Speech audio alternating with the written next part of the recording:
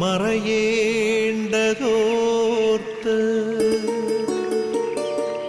ചന്ദ്രനക്ഷത്രാദികൾ വിതുമ്പുമ്പോൾ മാറ്റമില്ലാതെങ്ങും വിരാജിക്കും ദൈവമേ, അങ്ങയെ വാഴ്ത്തുന്നു ഞങ്ങൾ. ഉദിച്ചെങ്ങും പ്രഭതൂകും പാരിലെ സൂര്യരശ്മിയേക്കാൾ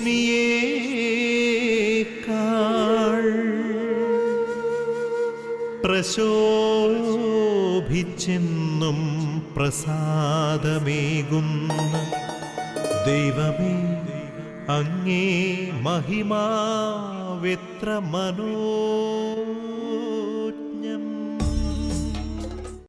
ഈശോമിശിഹായിൽ ഏറ്റവും സ്നേഹം നിറഞ്ഞ മാതാപിതാക്കന്മാരെ, പ്രിയ സഹോദരി സഹോദരന്മാരെ, കുഞ്ഞുമക്കളെ, ദൈവം ഒരു പുതിയ ദിനവും ഒരു പുതിയ പ്രഭാതവും നൽകി നമ്മെ അനുഗ്രഹിച്ചിരിക്കുകയാണ്. ഓരോ പുതിയ പ്രഭാതവും നമ്മോട് വിളിച്ചോതുന്നത് ദൈവത്തിൻ്റെ കൃപയെക്കുറിച്ചും അവിടുന്ന് മനുഷ്യരോട് കാണിക്കുന്ന അനന്തമായ സ്നേഹത്തെക്കുറിച്ചുമാണ്. ഈ പുതിയ പ്രഭാതത്തില് പ്രഭാതവിരുന്ന ശുശ്രൂഷയിലൂടെ തമ്പുരാൻ നമ്മെ ഓരോരുത്തരെയും ഒരുമിച്ച് കൂട്ടിയിരിക്കുകയാണ്. ദൈവത്തിൻ്റെ കൃപയും അനുഗ്രഹത്തെയും അനുഭവിക്കുവാൻ, ദൈവികതയുടെ കൃപയാൽ അനുഗ്രഹത്താൽ നിറയപ്പെട്ടുകൊണ്ട് ജീവിക്കുവാനായിട്ട് ലോകത്തിൻ്റെ വിവിധ ധ്രുവങ്ങളിലുള്ള അനേക ആയിരം മക്കളെ ഈ ശുശ്രൂഷയിലൂടെ തമ്പുരാൻ ഒരുമിച്ച് ചേർക്കുകയാണ്. വളരെ പ്രത്യേകമായി ദൈവത്തിന് നന്ദി പറയാം. ഈ പുതിയ പ്രഭാതത്തെ ഓർത്തും ഈ ശുശ്രൂഷയിൽ പങ്കെടുക്കാനായിട്ട് ദൈവം നമ്മെ ഒരുക്കി ചേർത്തതിനെയും ഓർത്ത് ഒരു നിമിഷം ദൈവസന്നിധിയിൽ നന്ദി പറഞ്ഞുകൊണ്ട് നമുക്കായിരിക്കാം. പ്രഭാത വരുന്ന ശുശ്രൂഷ വളരെ പ്രത്യേകമായിട്ട് പരിശുദ്ധ അമ്മയുടെ വിമല ഹൃദയത്തിന് സമർപ്പിക്കപ്പെട്ടിരിക്കുന്ന ശുശ്രൂഷയാണ്. പരിശുദ്ധ അമ്മയുടെ വിമല ഹൃദയത്തിന് നമ്മെ ഓരോരുത്തരെയും ഏൽപ്പിക്കുന്നതോടൊപ്പം ഈ ശുശ്രൂഷയിൽ വലിയ കൃപയും അനുഗ്രഹവും നമ്മുടെ മേൽ വർഷിക്കപ്പെടുന്നതിന് വേണ്ടിയിട്ട് ആഗ്രഹിച്ച് പ്രാർത്ഥിക്കാം. ഒരു നിമിഷം കരങ്ങൾ കൂപ്പി നമ്മുടെ എല്ലാ നല്ല ആഗ്രഹങ്ങളെയും അഭിലാഷങ്ങളെയും ദൈവസന്നിധിയോട് ചേർത്ത് വയ്ക്കാം. നമ്മുടെ ഇന്നത്തെ എല്ലാ പ്രവർത്തനങ്ങളിലും ദൈവകൃപയുണ്ടാകാൻ വേണ്ടിയിട്ട് പ്രാർത്ഥിക്കാം. വളരെ പ്രത്യേകമായിട്ട് എല്ലാ കുടുംബങ്ങളെയും കുടുംബ ബന്ധങ്ങളെയും സമർപ്പിച്ച് പ്രാർത്ഥിക്കാം. ദൈവത്തിൻ്റെ വചനം അത് സ്നേഹത്തിൻ്റെ വചനമാണ്, അത് ജീവന്റെ വചനമാണ്, അത് രക്ഷയുടെ വചനമാണ്. ജീവദായകമായ രക്ഷാകരമായ ഈ വചനം ശ്രവിക്കുവാനായിട്ട് നമ്മുടെ ഹൃദയത്തെയും മനസ്സിനെയും കാതുകളെയും നമ്മെ തന്നെയും നമുക്ക് ഒരുക്കാം. പരിമളത്തിനുറവയാം നറുസൗരഭ്യമാകട്ടെ ഞങ്ങളുമീ മണ്ണിൽ.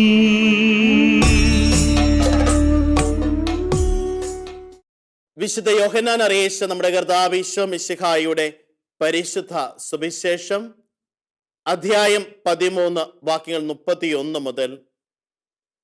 അവൻ പുറത്തു പോയി കഴിഞ്ഞപ്പോൾ യേശു പറഞ്ഞു, ഇപ്പോൾ മനുഷ്യപുത്രൻ മഹത്വപ്പെട്ടിരിക്കുന്നു, അവനിൽ ദൈവവും മഹത്വപ്പെട്ടിരിക്കുന്നു.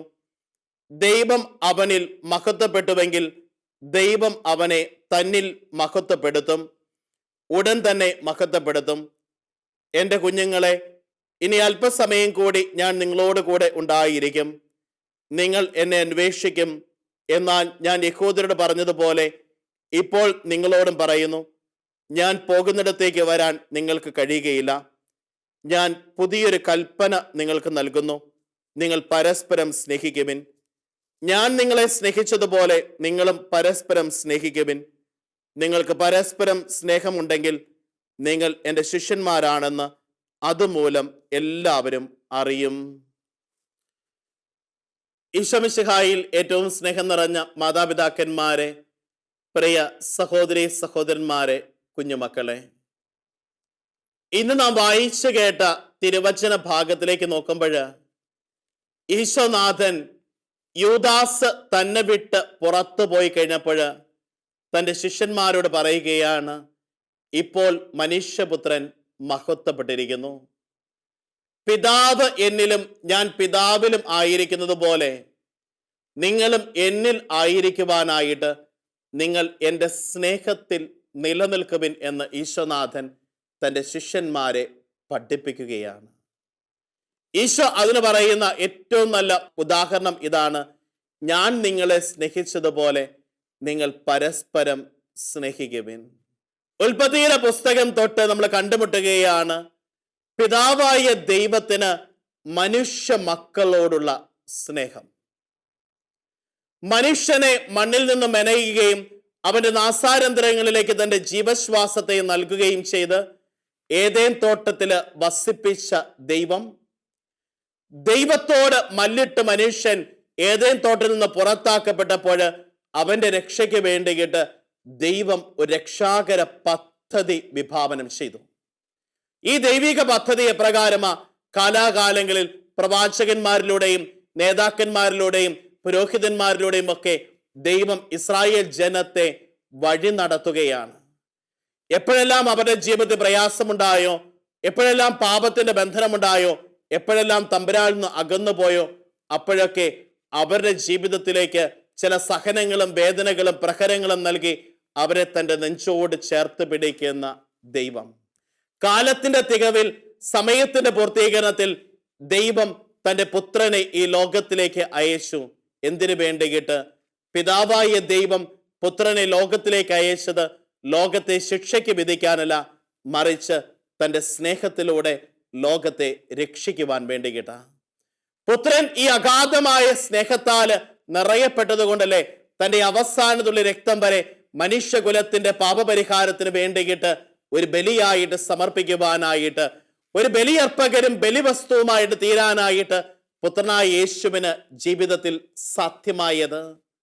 പ്രിയമുള്ളവരെ, ഇപ്രകാരത്തിൽ ഉള്ള ഒരു സ്നേഹത്തിലേക്ക് തൻ്റെ ശിഷ്യന്മാരെ, നമ്മളെ ഓരോരുത്തരെയും പുത്രനായ യേശു ക്ഷണിക്കുകയാണ്. എത്രമാത്രം ഈ പുത്രന്റെ സ്നേഹത്തിലേക്ക് ഒന്ന് ചേരാനായിട്ട് ജീവിതത്തിൽ സാധിക്കുന്നുണ്ട്. റോമാക്കാർക്ക് എഴുതിയ ലേഖനം 5-ാമത്തെ അധ്യായം 8-ാം വാക്യം ഇപ്രകാരം നമ്മളോട് പറയുകയാണ്: നാം പാപികളായിരിക്കെ ക്രിസ്തു നമുക്ക് വേണ്ടി മരിച്ചു, അങ്ങനെ നമ്മോടുള്ള തൻ്റെ സ്നേഹം ദൈവം പ്രകടമാക്കിയിരിക്കുന്നു.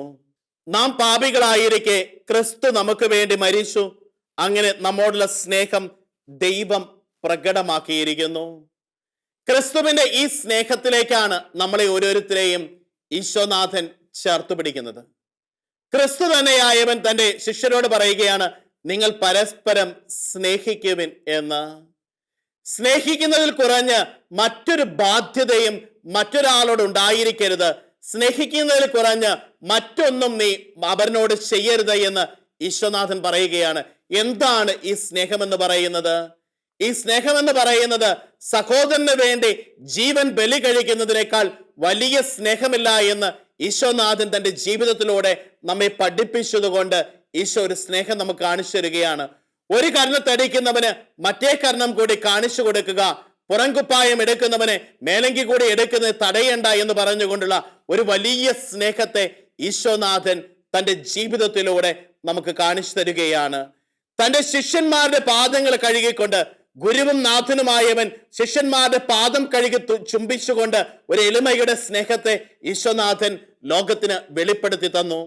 നമ്മുടെയൊക്കെ ജീവിതയാത്രയിൽ നമുക്കും ഇതുപോലെയൊന്ന് എളിമപ്പെട്ടുകൊണ്ട് സ്നേഹിക്കുവാനായിട്ട്, ഇതുപോലെയൊന്ന് അവരന് വേണ്ടിയിട്ട് ഒരു മോചന ദ്രവ്യമായിട്ട് തീരാനായിട്ട് ജീവിതത്തിൽ സാധിക്കുന്നുണ്ടോ? മദർ തെരേസായുടെ ജീവിതത്തിലേക്ക് നോക്കുമ്പോൾ, കൽക്കത്തയുടെ തെരുവീതിയില് ഭിക്ഷയാചിക്കുമ്പോൾ അവിടെ കിടന്ന അവശരെയും അനാഥരെയും തൻ്റെ നെഞ്ചോട് ചേർക്കുക മാത്രമല്ല, മറിച്ച് ജീവിതത്തിന്റെ ഏത് സഹനത്തിന്റെ അവസ്ഥയിലും തമ്പുരാന്റെ സ്നേഹത്താൽ നിറയപ്പെട്ടുകൊണ്ട് ആ സഹനത്തെ അതിജീവിക്കുവാനായിട്ട് മദറിന് സാധ്യമാവുകയാണ്.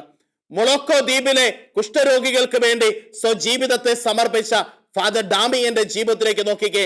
സ്നേഹമല്ലാതെ മറ്റൊന്നും അവിടെ കാണാനായിട്ട് സാധിക്കുകയില്ല. വിശുദ്ധ അൽഫോൻസാമയുടെ ജീവിതത്തിലേക്ക് നോക്കിക്കേ.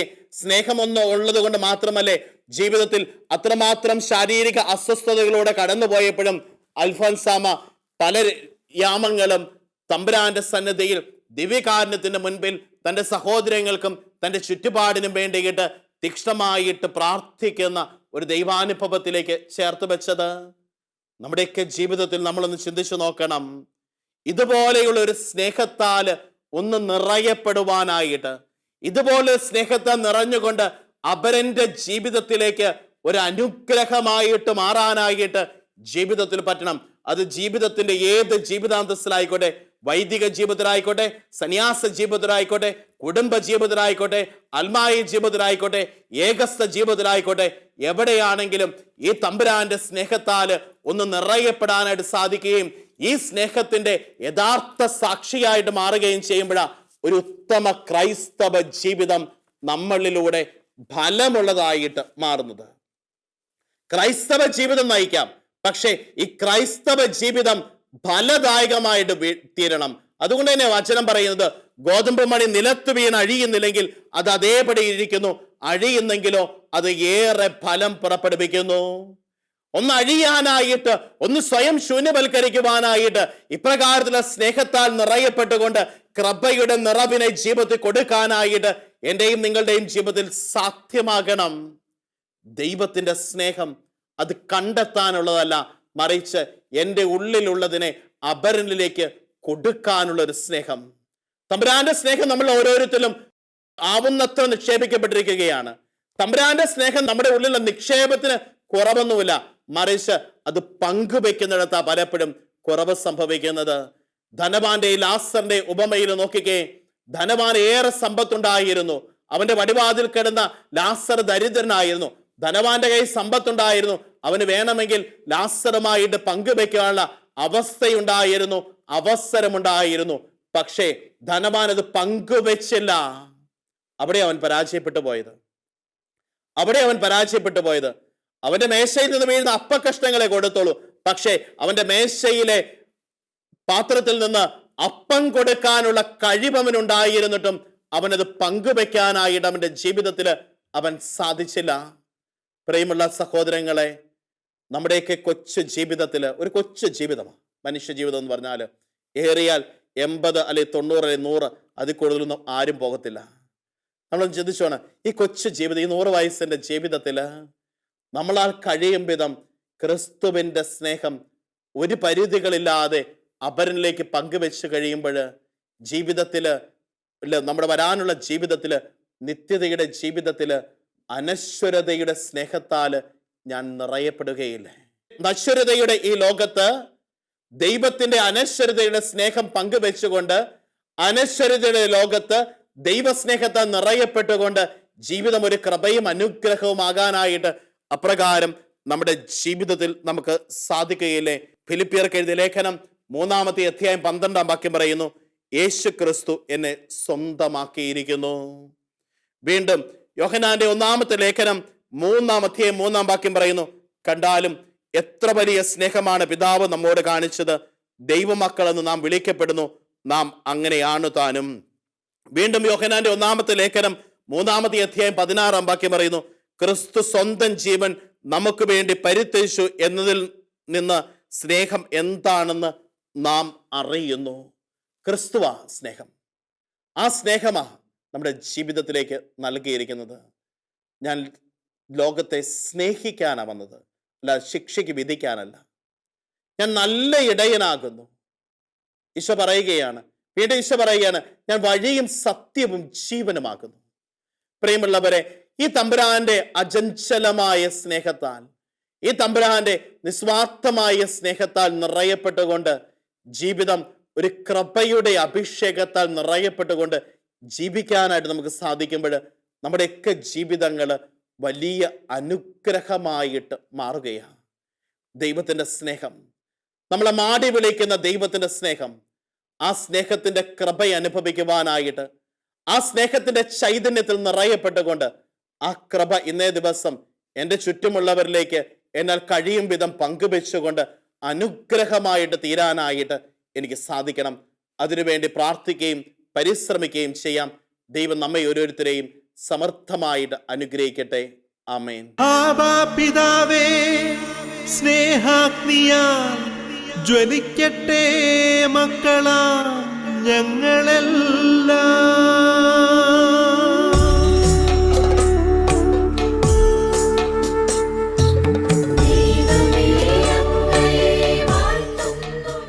ഈശോമിശിഹായിൽ ഏറ്റവും സ്നേഹം നിറഞ്ഞവരെ, ഒരു നിമിഷം കരങ്ങൾ കൂപ്പി നമുക്ക് പ്രാർത്ഥിക്കാം.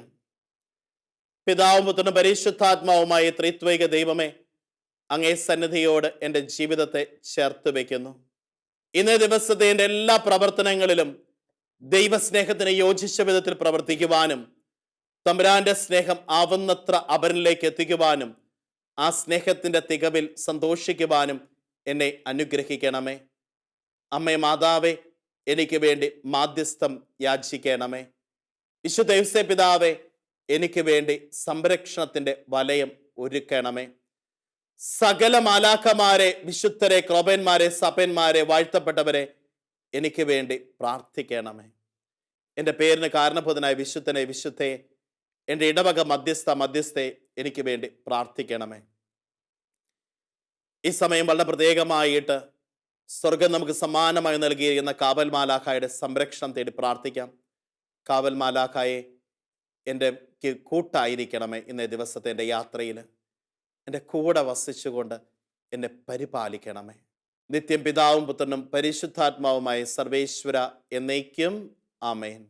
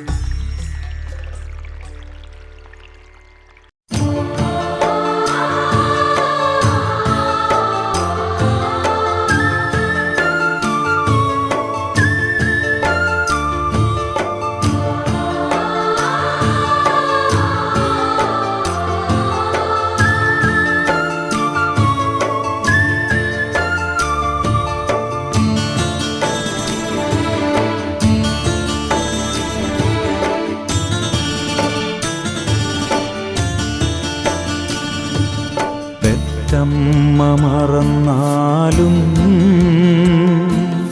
മറക്കാത്ത സ്നേഹമേ, ക്രൂശിതനായവനേ, നീ എന്നാശ്രയം. എല്ലാരും എന്നെ പിരിഞ്ഞപ്പോൾ, ആലംബമില്ലാതലഞ്ഞപ്പോൾ, ഒറ്റയ്ക്കിരുന്നു കരഞ്ഞപ്പോൾ, നീ എൻ്റെ ആശ്വാസധാരയായി വന്നു. ഒറ്റയ്ക്കിരുന്നു കരഞ്ഞപ്പോൾ, നീ എൻ്റെ ആശ്വാസധാരയായി വന്നു.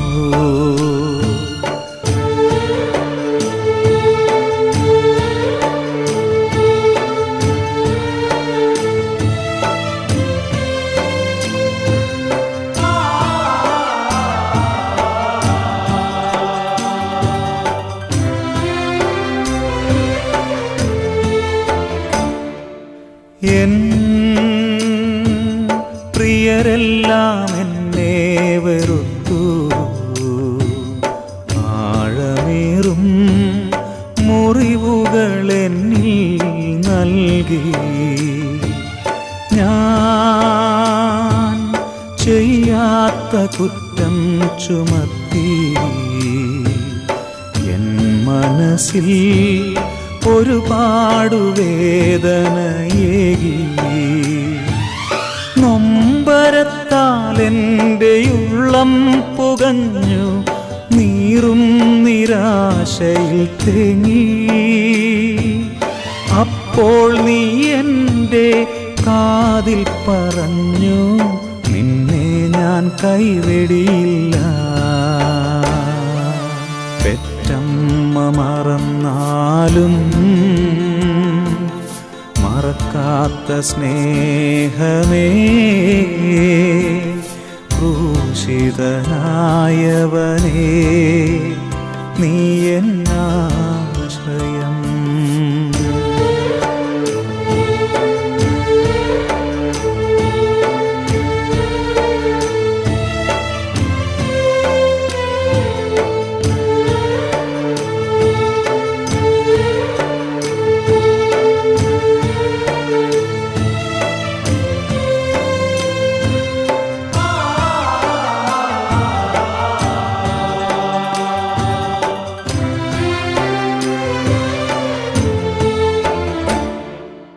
നിൻ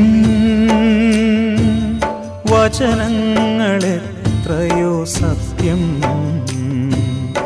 ഈ ലോകത്തിൻ മായാവിലാസങ്ങൾ വ്യർത്ഥം.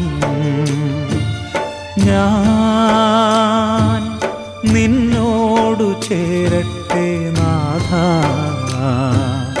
നീയാണല്ലോ എന്നെ മറക്കാത്ത സ്നേഹം. തോരാത്ത കണ്ണീരുമായ്ക്കും യേശുവിൻ കുരിശോടു ചേർന്നു ഞാൻ നിന്നു. അപ്പോൾ അവൻ എന്നെ വാരിപ്പുണർന്നു, വാത്സല്യ ചുംബനമേകി. അപ്പോൾ അവൻ എന്നെ വാരിപ്പുണർന്നു, വാത്സല്യ ചുംബനമേകി. പെറ്റമ്മ മറന്നാലും മറക്കാത്ത സ്നേഹമേ, ക്രൂശിതനായവനേ, നീ എന്നാശ്രയം. യേശുക്രിസ്തുവിൽ ഏറ്റവും സ്നേഹം നിറഞ്ഞവരെ, ഈ സമയം വിശുദ്ധ കുരിശിൻ്റെ ആശീർവാദം നമ്മൾ സ്വീകരിക്കുകയാണ്. മാർപ്പാപ്പായിൽ നിന്നും കർദിനാൾമാരിലേക്കും മെത്രാപ്പൊലിത്താമാരിലേക്കും ആർച്ച് ബിഷപ്പ്മാരിലേക്കും മെത്രാന്മാരിലേക്കും വൈദികരിലേക്കും സന്യസ്തരിലേക്കും അൽമായരിലേക്കും ഒഴുകിയിറങ്ങുന്ന ശ്ലൈഹിക പാരമ്പര്യത്തോട് ചേർന്ന് വെച്ചുകൊണ്ട് ഈ നിമിഷം വിശുദ്ധ കുരിശിൻ്റെ ആശീർവാദം നമുക്ക് സ്വീകരിക്കാം. നമ്മുടെ കർത്താവ് ഈശോ മിശിഹായുടെ കൃപയും പിതാവായ ദൈവത്തിന്റെ സ്നേഹവും പരിശുദ്ധാത്മാവിന്റെ സഹവാസവും പരിശുദ്ധ അമ്മയുടെ വിശ്വപിതാവിന്റെ പ്രാർത്ഥനകളും വിശുദ്ധ ഗീവർഗീസിന് വിശുദ്ധ അന്തോണീസിന് വിശുദ്ധ സെബസ്ത്യാനോസിന്റെ പ്രാർത്ഥനാ സഹായങ്ങളും വിശുദ്ധ അൽഫോൻസാമയുടെ വിശുദ്ധ മറിയം തെരേസയുടെയും വിശുദ്ധ ചാവറച്ചന്റെയും വിശുദ്ധ എപ്രേസ്യാമ്മയുടെയും വിശുദ്ധ ദൈവസഹായം പിള്ളയുടെയും വിശുദ്ധ മദർ തെരേസയുടെയും പ്രാർത്ഥനാ നിയോഗങ്ങളും നിങ്ങളുടെ പേരിന് കാരണബോധനായ വിശുദ്ധന്റെയും വിശുദ്ധയുടെയും നിങ്ങളുടെ ഇടവക മധ്യസ്ഥയുടെയും സ്വർഗ്ഗം നിങ്ങൾക്ക് സമ്മാനമായി നൽകിയിരുന്ന കാവൽമാലാകയുടെ സംരക്ഷണം നിങ്ങൾ എല്ലാവരും കൂടെ ഉണ്ടായിരിക്കട്ടെ, ഇപ്പോഴും എപ്പോഴും എന്നേക്കും. ആമേൻ. ഈശോ മിശിഹായിൽ ഏറ്റവും സ്നേഹം നിറഞ്ഞവരെ, നമ്മുടെ ഇന്നേ ദിവസത്തെ പ്രാർത്ഥനയിൽ ഡിവൈൻ ധ്യാന കേന്ദ്രത്തെയും ഗുഡ്നസ് ചാനലിനെയും സമർപ്പിച്ചുകൊണ്ട് പ്രാർത്ഥിക്കാം. ഈ ചാനലിൽ ശുശ്രൂഷ ചെയ്യുന്ന അനേകം വൈദികരുണ്ട്, സിസ്റ്റേഴ്സുണ്ട്, അൽമായരുണ്ട്. അവരെയും അവരുടെ നിയോഗങ്ങളെയും അവരുടെ കുടുംബങ്ങളെയും ഒക്കെ ജീവിതാവശ്യങ്ങളെയൊക്കെ ചേർത്ത് വെച്ചുകൊണ്ട് നമുക്ക് പ്രാർത്ഥിക്കാം. അതോടൊപ്പം തന്നെ ഡിവൈനിലെ മരിയൻ കൂടാരത്തിൽ ഇരുന്നു കൊണ്ട് ഈ ശുശ്രൂഷയ്ക്ക് വേണ്ടി രാവും പകലും പ്രാർത്ഥിക്കുന്ന അനേകം മക്കളുണ്ട്. അവരെ ഒന്ന് ചേർത്ത് വയ്ക്കാം, അവരുടെ നിയോഗങ്ങളും ചേർത്ത് വയ്ക്കാം. സാധിക്കുന്നവരെല്ലാവരും ഒരു ജപമാലയെങ്കിലും ഈ ശുശ്രൂഷയ്ക്ക് വേണ്ടി ഇന്നേ ദിവസം ചൊല്ലി പ്രാർത്ഥിക്കുന്ന കാര്യം പ്രത്യേകം ഓർമ്മപ്പെടുത്തുന്നു. എല്ലാവർക്കും നല്ലൊരു ദിവസം ആശംസിക്കുകയും പ്രാർത്ഥിക്കുകയും ചെയ്യുന്നു. എല്ലാവരെയും ദൈവം അനുഗ്രഹിക്കട്ടെ. ആമേൻ.